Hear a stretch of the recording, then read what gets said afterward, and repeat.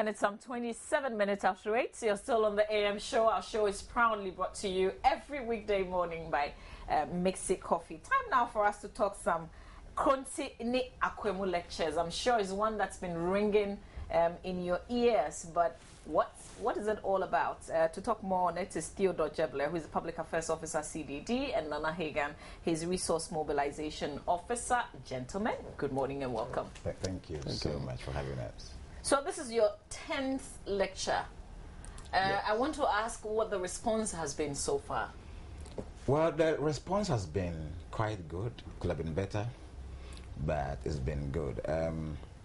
Basically, the Akwamu is our flagship program that seeks to bridge the gap between research, reflection, and analysis of what we research and good governance advocacy on the other hand. Okay. So we do the research, we do all the analysis, and then we translate that into actual work on the ground by doing a lecture.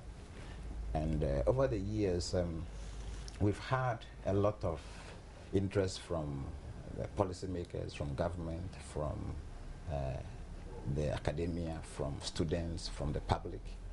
And it has, set the motion for all kinds of debates on the governance issues that we raise.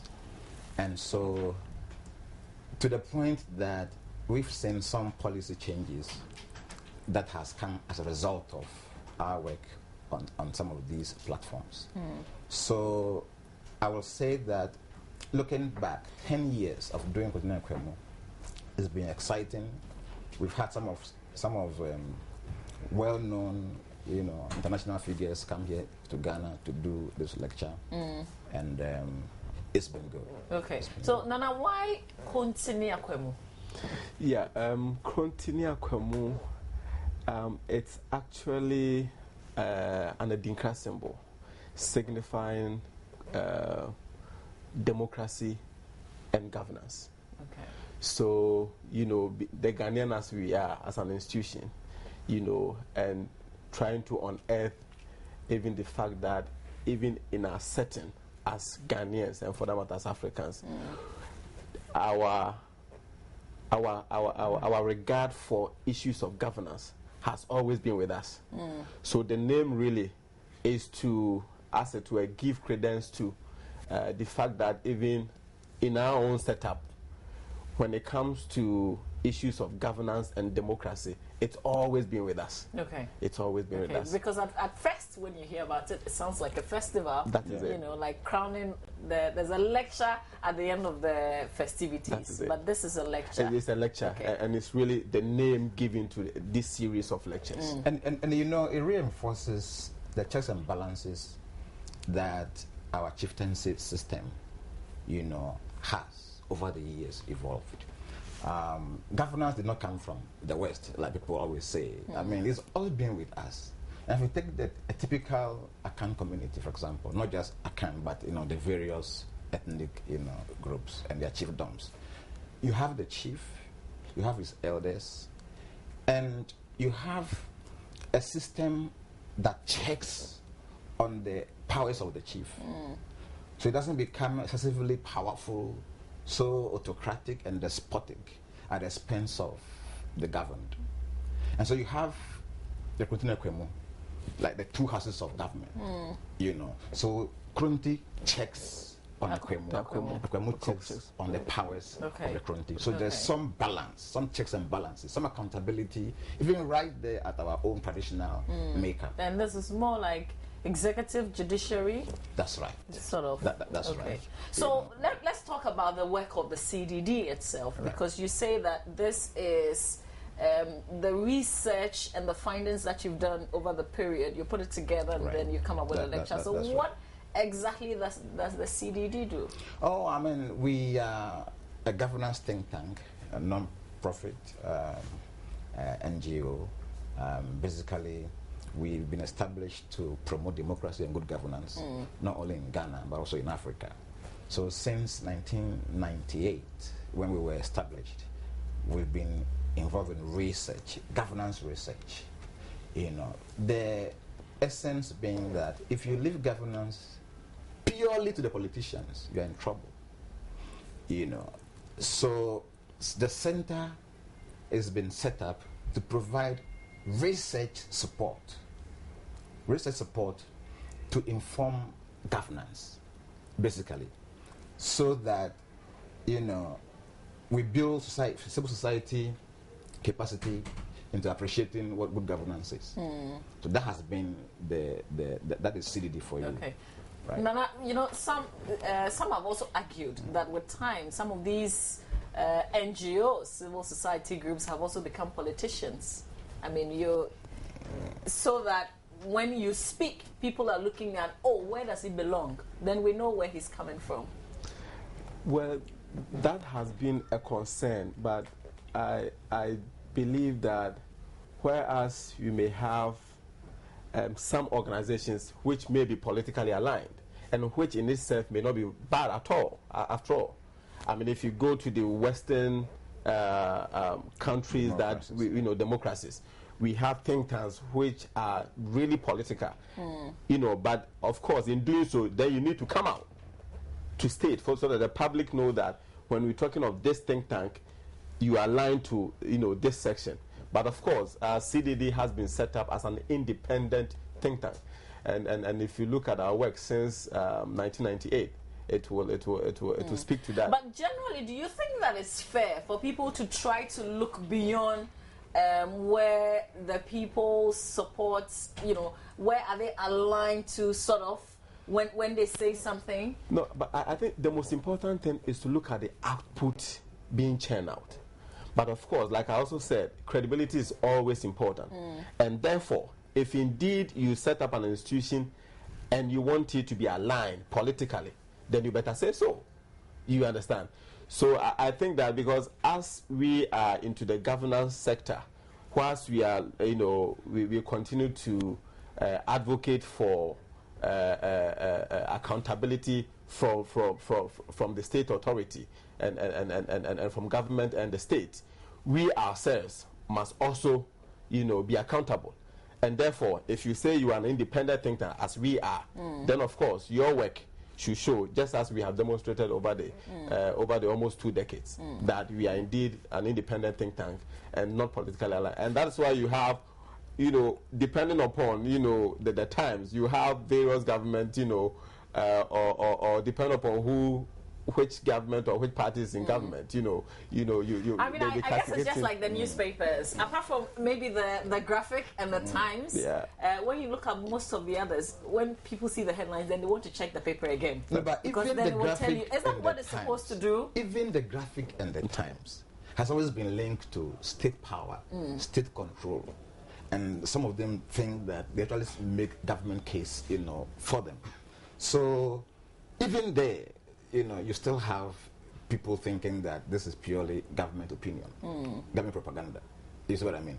And so it's fair. I mean, why is it not fair? Take Joy FM. Over the years, Joy FM has tried to be independent.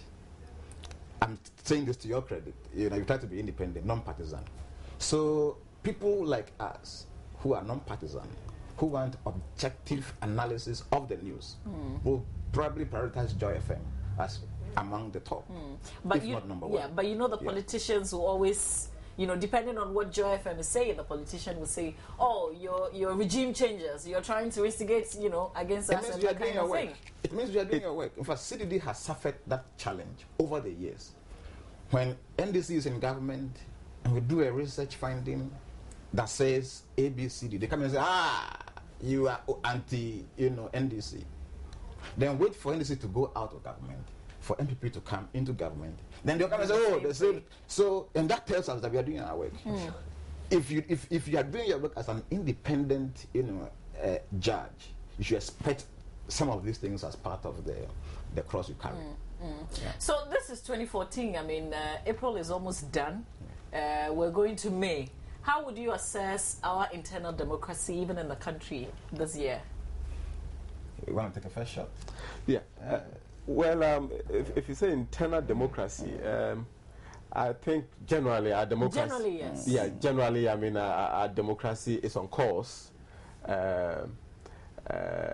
now Ghana has been accepted or recognized as having fairly, stable democracy. But of course, there are issues, and perhaps and this is where programs like the Kronti Akwamu comes in. If you look at this year, for instance, we're looking at voice without accountability, whereas we all agree that our democracy is thriving. When it comes to issues of accountability, issues of transparency, these are issues of corruption. These are issues that have come up. You understand? And therefore, in direct reply to your question, I would say democracy, fine, we are doing well, but there are issues that we could have done far better. There are issues that we could have done. And on that basis, I want to ask you what democracy is in the first place. Because, and here again, we can take Joy FM. Joy FM comes up with the debates, on whether or not the Judgment Debt Commission's work is useful or not. And nobody arrives at a conclusion. I mean, if you asked me, it was a very educative debate, very exciting. And then somebody has an issue with it and says, Joy FM sets up this thing to rubbish the work of the commission and that kind of thing. I thought something like that was supposed to be democracy. I mean... Yeah, it is democracy, but mind you, there are interests. People have all kinds of interests. And it is their right to have that interest. You've done your work. It is his right to think that you have set it up to probably push an agenda. That's his right. He can say whatever he wants. That's what he thinks. You can't force him to think the way you are thinking. Okay. And that's democratic. It's a system that gives you the freedom to speak your mind without fear that you probably will find yourself in someone prison tomorrow morning for speaking your mind. That's also another thing. What is that? How do you know that you're going beyond, what democracy is all about? Well, thankfully, we have the Constitution that gives us, some information, some confines within which we can either speculate, we can, speak our mind, we can go to town. It is when you come to the point of, if you like, criminalizing people with your speech. That is when you are in contravention of the law. You can be taken on. But as long as you do not criminalize anybody, you speak your mind, hey, that is what the whole democratic environment is supposed to promote anyway. Way back, 15, 20 years ago, you only had GBC. We were all listening to GBC. And then we had Radio I, and then out of that we have Joy FM, and then others started coming in. Today you can count as many, of them as possible. And so you have the choice of determining which station you want to listen to. If I tune in to multi-TV and I like what they are discussing, I stick to them. If I don't like it, I move on. I speak my mind. I listen to the call-in sessions. People energetically call in to make strong points.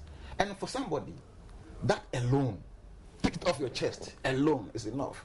Speaking it, so it's healthy. Yeah, it's healthy. When people phone in, and it's only an autocratic regime that will want everybody to probably love Joy because of what they are doing. No, if it's democratic, hey, make room for diverge opinions. Okay.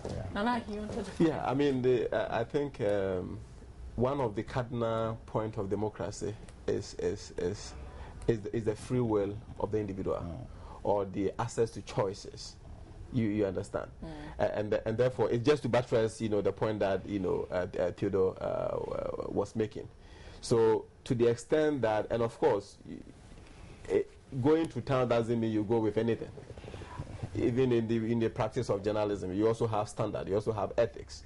You understand? So long as you operate within these ethical boundaries, then of course, as to whether somebody will agree with you or disagree with you, it in itself is also democratic. You understand? So really, that program you referred to, I tune in and I really enjoyed it. I thought it was a useful exercise. It was a useful exercise, and therefore, just like Theo was saying, at every point in time, whatever you do, you have the people who will speak against it and those who will be for, because they are diverse interests. you understand? So I think that for us, where we've been operating over the years, so we understand that language. But the most important thing is that as you're coming out, that fear will not haunt you. You should go out there, be truthful to the facts, and that's your business. As to what happens afterwards, it's all part of the discussion. Part of this whole thing is to also stimulate discussion and public discourse. Okay. So, if I can just add. So back to the question you asked about internal democracy. And the reason why we are doing this lecture. Over the years, corruption has been a cardinal issue in Ghana.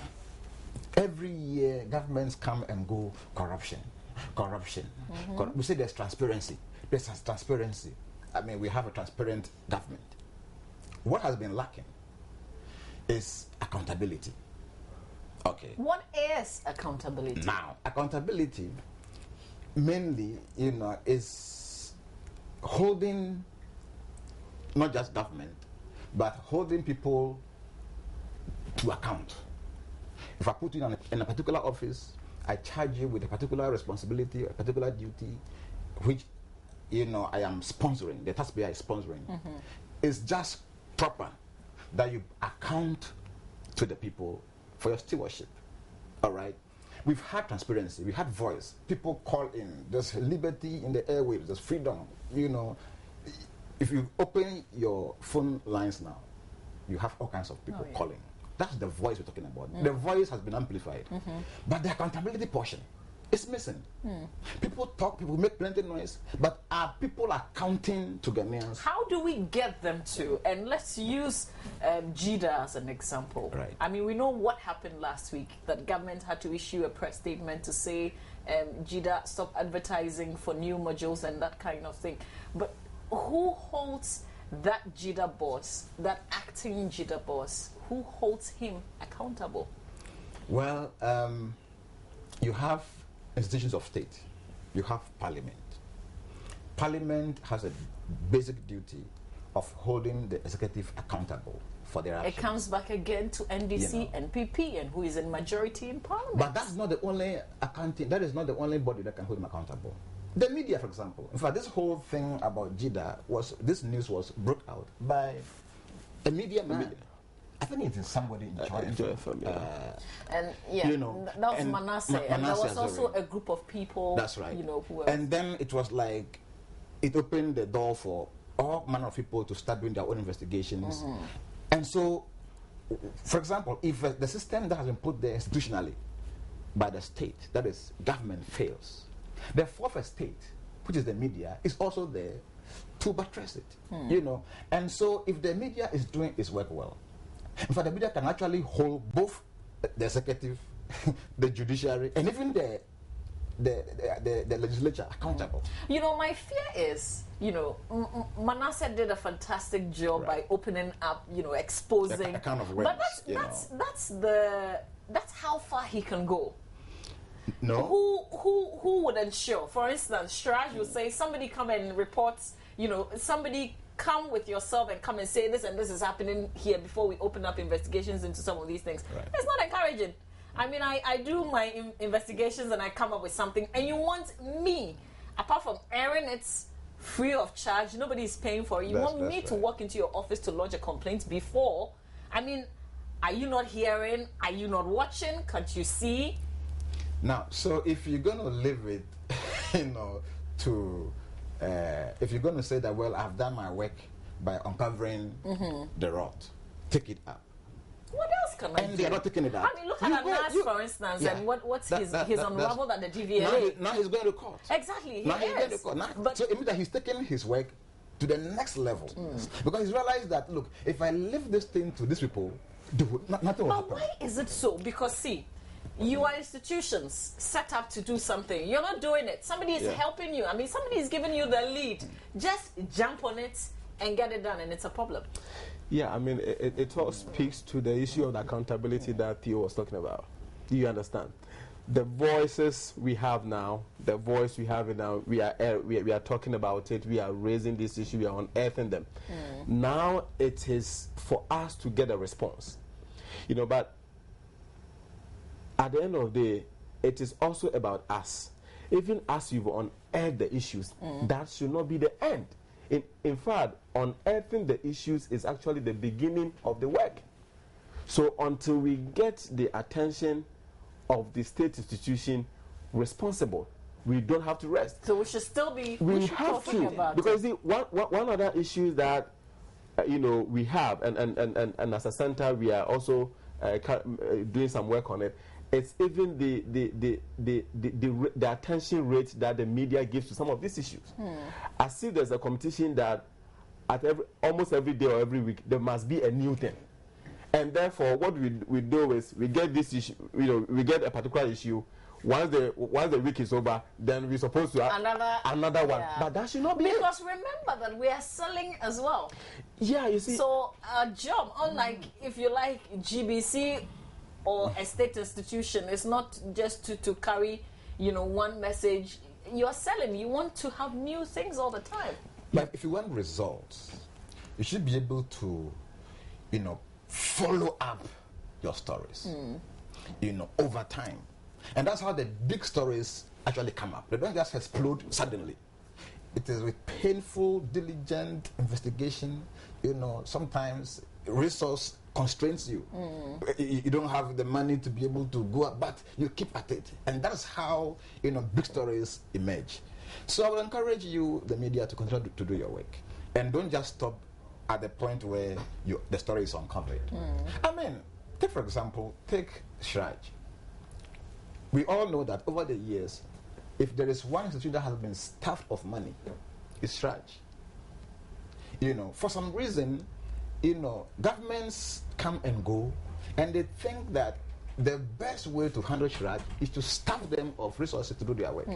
So that's one major constraint facing Shraj. And one major challenge I have with institutions like that is that they don't talk about their problems.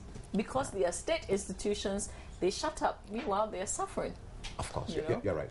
Yeah. You're right. But let's talk about the lecture. When is the lecture? Yeah, so the lecture... The lecture is coming off, that's tomorrow at...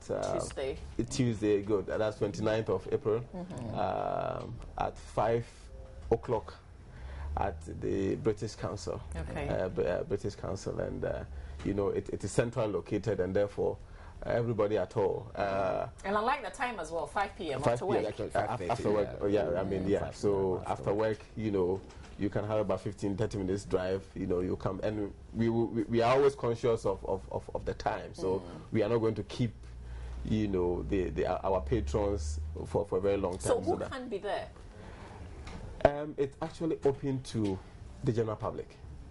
And over the years, just like Theo said, we've been having quality audience. I mean, the kind of audience we've been having, we've been satisfied with it. Okay. People in government come, policymakers come, our developer partners, the bilateral and the multilateral institutions, they all be there.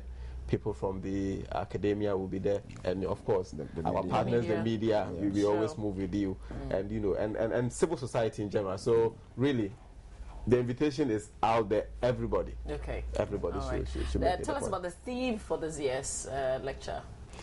Yeah, we say a paradox of voice without accountability. Like I tried to explain. Okay, so that's why you were hitting accountability. So this is just the beginning. That is it. So how do we get out of this quagmire? That is it.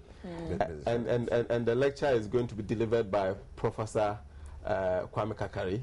Okay. And if you know Professor Kwame Kakari, then of course you realize that you should expect, you should know what to expect. I mean, and I like the angle that you're coming from. That's a media person. That would answer He's been the fighting question. for voice. He's been fighting for voice. Now we have the voice. So voice. Now we have the voice. Okay. What next? I like that. I think it's very current. It captures what we need now. Yeah. And I'd love to be there because it will answer a lot of things. And it speaks to what Theo said. One thing CDD has been doing over the years is to provide evidence-based research to inform our advocacy. And therefore, whenever CDD comes up with any advocacy, then of course it has been researched into, and so I'm happy that you are saying that it's current. No, and, it is. And you speak to the Let me issue. give you one example. Last year, you know, it was in the news. The president came and said that he was appraising his ministers. Ministers, exactly. Made so much noise about came and it. passed. And We talked about it, and I think we just left it. We left it. Yeah. So one of the things that I asked myself was that, did he come back to Ghanaians to tell us about that performance contract? Who performed what? Who did what? And what happened? Nothing. It's gone silent. So there's no accountability. That's just one. You know, so you ask yourself, voice. Yes, voice is good. But is it not time for us to really begin to move beyond just bringing out the news stories by making sure that people pay for their actions? You know, I think that's what everybody else is expecting, but nobody said it plainly like the way CDD is saying it now, and I think that's why the lecture is very useful. That's right. We will be there. Great, So great, 5:30 tomorrow at the That's British right. Council. And before we just knock out of the studio, I want to thank you, our collaborators, our partners, Multi-Joy TV, for helping us with this project. Joy News, Multi TV. And of course, want to thank KPMG Ghana. They've been doing very well for us in this, in this series of lectures. Also, FNF, Freddie Foundation. Yeah. They've been helping us so much. And Freddie Norman Foundation. Yeah. And of course, Unique Expressions, and then Radio XYZ, they've all come together to support us to make this reality. All right. I want to thank you so much for the opportunity. We wish you a successful lecture tomorrow. Great. Thank you for being here. So much. Theodore Thank and you Nana. All right, so stay with me here on the AM show. We'll be right back. Right. Thank you.